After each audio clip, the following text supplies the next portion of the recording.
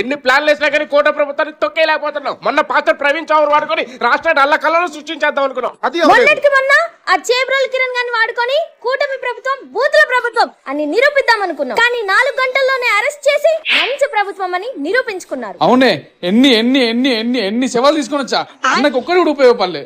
ఈ కూటమి ప్రభుత్వాన్ని కూకటి వేలతో పీకేయాలంటే ఒక కుట్రని పన్నాలి. అది ఎలా ఉండాలంటే ఒక సెంటిమెంట్, ఒక ఎమోషన్, ఒక డివోషన్.